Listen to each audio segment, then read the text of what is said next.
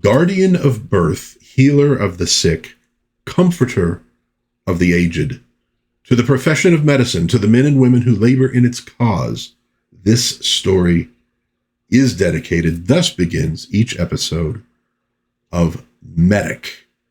Welcome to DadsDen of Pop Culture. Meredyth premiered on NBC on September 13th, 1954, and would run for 59 episodes over 2 seasons. One way to think about Meredyth is as a medical dragnet. It was about medical procedures, often with a splash of drama, but the focus was realism. How did things work? How were medical procedures actually handled? How was all this stuff done? The show's creator, James Moser, had previously written for the radio versions of both Dr. Kildare and Dragnet, and so shows kind of a combination of the two. Now, each episode of Meredyth is hosted by Richard Boone as Dr. Conrad Steiner, but he does not necessarily appear as this character in every episode.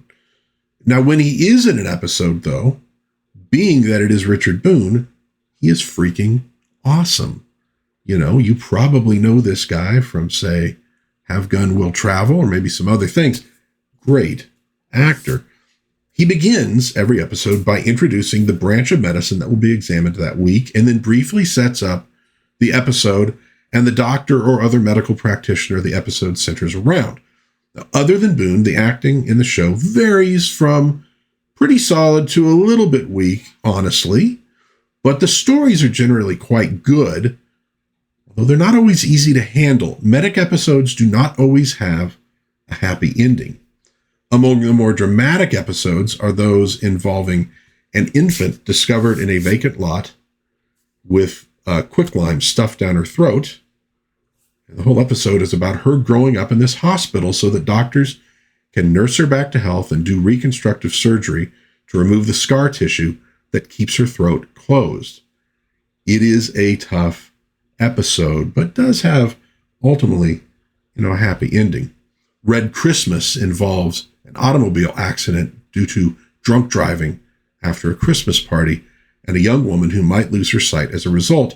Stafford Repp, best known to folks probably as Chief O'Hara on the old Batman TV show, plays the driver, and it's really nice seeing him in a dramatic role rather than as sort of this happy, silly police officer. He actually did quite a bit of dramatic roles. Breath of Life involves an ambitious doctor contracting polio and having to be placed in an iron lung. He gets to know a few other patients in iron lungs, foremost among them a man played by Roy Glenn, maybe best remembered for his role in Guess Who's Coming to Dinner. Really good, really strong episode, good performances in that. There are some episodes that are heartwarming, like the one about a boy with a cleft palate and his brother working hard to pay for the surgery he needs. And there are also historic episodes. Death Rides a Wagon involves a cholera outbreak in a wagon train in the Old West. Dr. Impossible is set in 1884 and tells the story of Dr. William Stewart Halstead and other doctors experimenting with cocaine as an anesthetic and becoming hopelessly addicted to it. Really interesting story in that one. Now, my focus in this particular video, though, is one of the most remarkable episodes, kind of technically a fantasy episode. It's called Flash of Darkness. It aired February 14th, 1955, was written and directed by John Meredyth Lucas. My fellow nerds might remember him as a producer on Star Trek, and he wrote 4 episodes: The Changeling, Patterns of Force, Elon of Troyes, and That Which Survives. And he had directed 3 other episodes: The Ultimate Computer, The Enterprise Incident, and Elon of Troyes. So I guess that was a writing and directing.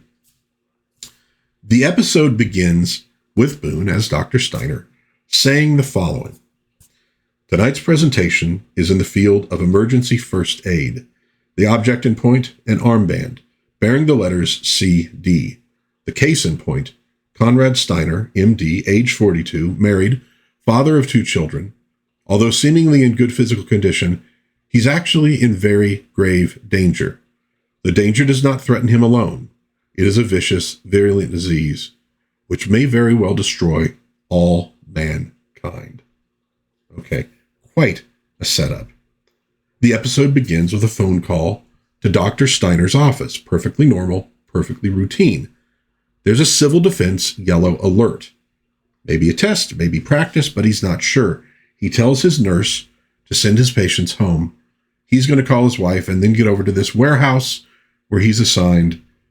And unfortunately, he cannot manage to get the call through to his wife. Well, he has to go anyways. When he arrives at the warehouse, he finds that not everybody who's supposed to be there has shown up. And those who have are kind of annoyed that this is, another test, breaking up their day. They're making small talk, joking around a bit, and then they hear the sirens. That means red alert. And now they know this isn't some drill. They move to get to shelter. Side note, how many of you out there are old enough to remember the air raid siren tests that we used to get, I think usually on weekends, maybe once a month or every couple weeks?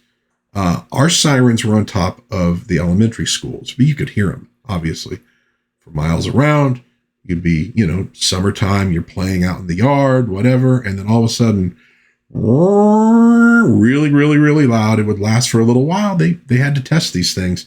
So a lot of us, Gen X and older, we grew up in a time where that stuff was still sort of hanging over our heads, still very relevant. Well, Steiner remarks that they won't waste a bomb on the suburbs, probably drop it on the city about 14 miles away. You can tell that it's only now sinking into everybody here of what is potentially happening. And then the sirens wind down and you get the flash. They hit the ground for the shockwave, which then hits, knocking things over in the warehouse. You hear people, my God, was it downtown? My friend has an office down there. There's some panic, and Steiner tells them to wait for the all clear. There will be plenty to do then. So yes, what we've witnessed here is the dropping of an atomic bomb on an American city. The next bit is really interesting. There's a calm, probably in part because of the enormity of what has just happened, but also because, as medical people, they now have work that has to be done. A call is made to Civil Defense Command. We're at the warehouse. We're shorthanded. Send all the men you can get. They start moving some supplies and preparing to set up like a field hospital of some kind. Steiner begins to call his wife, but he has to keep the line clear, so he doesn't. She was going shopping. Was it in downtown? He doesn't know. This is going to be preying on his mind. The first and only truck arrives at the warehouse an hour later.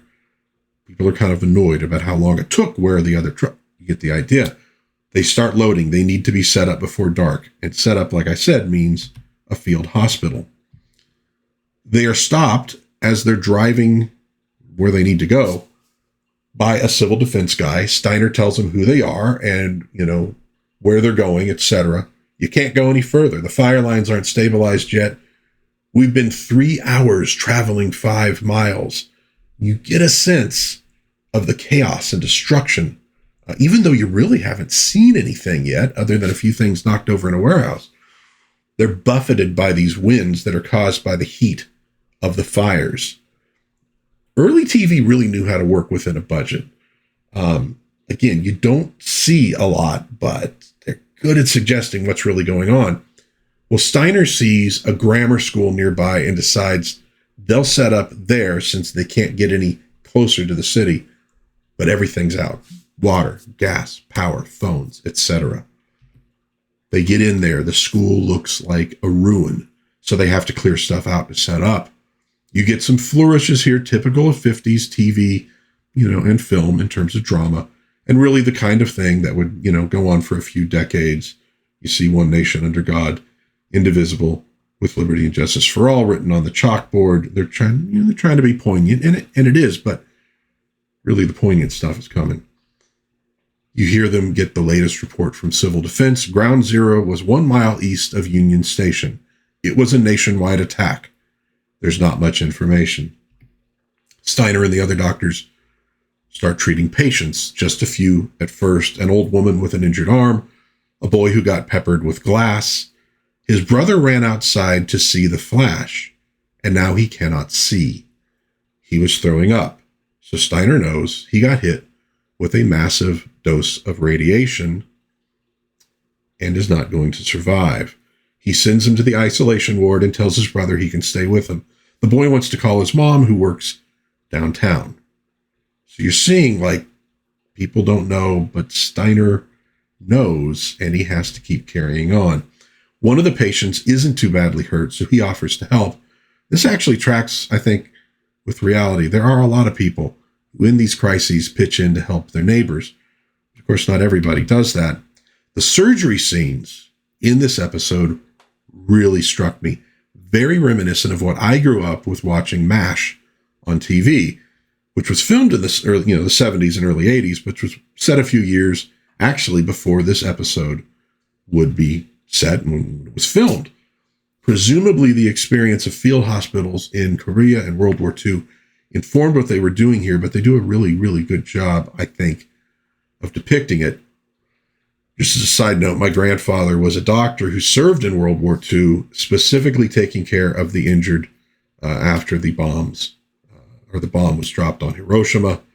He didn't tell us too many stories, but there were people like him with experience in these kind of matters in 1955.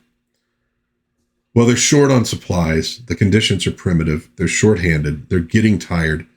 Think about it. These are people who woke up to a normal day, who are now dealing with the aftermath of an atomic attack on the United States. A dentist has to step in at one point and close a patient while Steiner sees to a more badly injured recent arrival. And he's, kind of like, well, I can't do that. I haven't had to do this for a long time since medical school. Do it. You have to do it. And he does it. A little girl is brought in. Steiner takes a look and tells them to move her into the isolation ward. The nurse there, the young nurse, aren't you even going to give her any morphine? I haven't got enough for the ones I can save. I can't spare it for the hopeless cases. This is tough stuff, and this probably shocked many Americans who were watching it at the time. There were a lot of ex-soldiers, Marines, sailors who had seen some terrible things at that point in the United States, but probably most Americans had not. Probably did not understand in a visceral way what it would be like to have something like this happen on American soil near them. I'm not practicing the kind of medicine you learned in nurse's aid class. I'm not practicing the kind of medicine I learned either. We're out of supplies and we're almost out of time. Our job is to save the ones who can be saved. You call it inhuman? All right, it is. But these aren't our terms. They're the terms that were handed to us. That's the kind of dialogue you get in this. God, Richard Boone is so good at delivering it. They then get word that the enemy has started using biological warfare. They've sprayed reservoirs with airborne bacteria, and then a list of all the cities hit, and it's just about every major city in America. Thankfully, that ugly news is followed by the arrival of fresh supplies and a message from Dr. Steiner's wife. She's working at a center in Zone 3. She's okay. We also hear about the craziness outside, people losing their heads. I should note that the voice on the radio throughout this episode is Chet Huntley, very famous newsman of the day, which lends it an extra layer of reality, at least for people back in the 1950s. Well, by 6 a.m, things have slowed down. I'll note here that you hear people moaning, crying in the background. The idea that the 50s was all candy-coated sunshine on TV with poodle skirts and Elvis doing his hips is really wrong. And this episode goes to prove it. And there were a lot of dramatic episodes, not exactly like this, but very dramatic episodes of TV done in the 1950s. Like I said, Boone's performance really brings everything home. You see the exhaustion, the hopelessness he's going through. He's a really excellent actor. And this shot is of him hearing on the radio about looting and that looters will be shot on sight. All these people suffering and working in here to do their best, and there are people outside doing something like that. It's a real gut punch. And after some additional triage, they hear about America's counterstrike. There's no joy expressed, just the same tired faces. We cut to a point where things have calmed a great deal more. The nurse's aide is making coffee because the power is finally on. They remark that they've put 1,500 people through their field hospital since yesterday. You can hear bulldozers outside. That is for burials.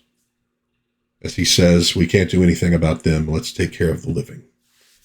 Well, finally, relief arrives. Dr. Nagato, played by Victor Sin Young, and several nurses.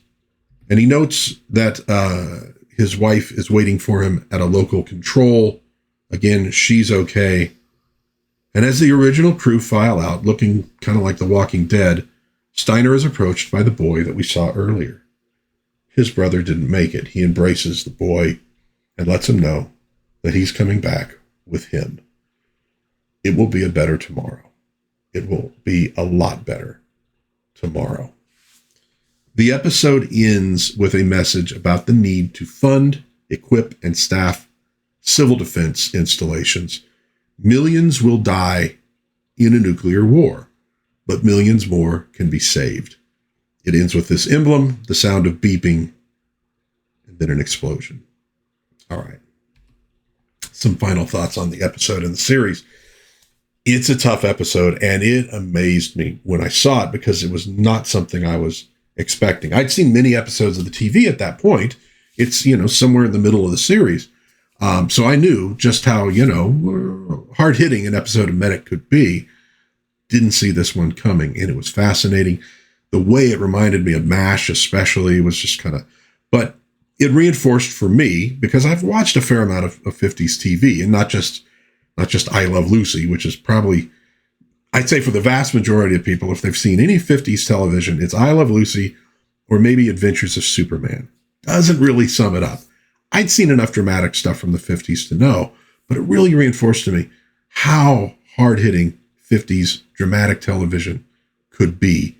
It's just not what people think that it is. And really amazing. You also hear people saying, oh, back then they thought we could survive a nuclear war. They thought this, they thought that. It gives you a real idea of what they thought, what they knew. Of course, they couldn't guess exactly. Thankfully, we still can't. But they knew quite a bit back then, and they were trying to get that information out to the American public so they would take the idea of civil defense seriously.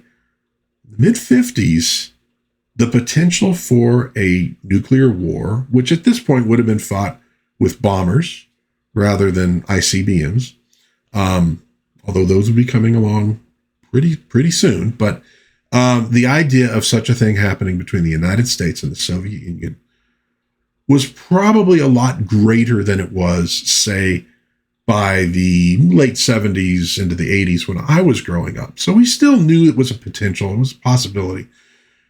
But back then, because of the kind of weapons they were using and the way they were going to wage that war, there was more of a belief that one side could maybe with a first strike get away with it. By the time I was growing up, it was understood. You launch something, it's the end of everything. Mutual assured destruction. So folks back then, this was definitely preying on their minds more. And this episode addresses it in a very, very serious and realistic way. It is an excellent episode. If you watch no other episodes of Meredyth, I would say watch this one for the historical value, but also it's just a damn good episode of television. Really worth it. But Meredyth is itself a really, really good series. Like I said, it's sometimes tough to watch. I watch things when I'm watching a new series that I've never seen before, or maybe rewatching. I tend to do one episode a week. I like to do it the way it was done, the way it was intended back in the day. I think things hit a little more, real that way. There were weeks where it was my night to watch Meredyth, and I was like, I don't think I can do it this week. I'm not in the greatest of moods. I don't think I can handle Meredyth this week. It's that kind of a show. But it is a really good drama, and it is really worth watching. And I think it'd be maybe really interesting for medical practitioners now to watch a show like that and see how they were doing it then. And you can kind of compare and contrast what you're doing. Maybe some of the stuff is still very similar. I'm sure a lot of it isn't in terms of the technical side.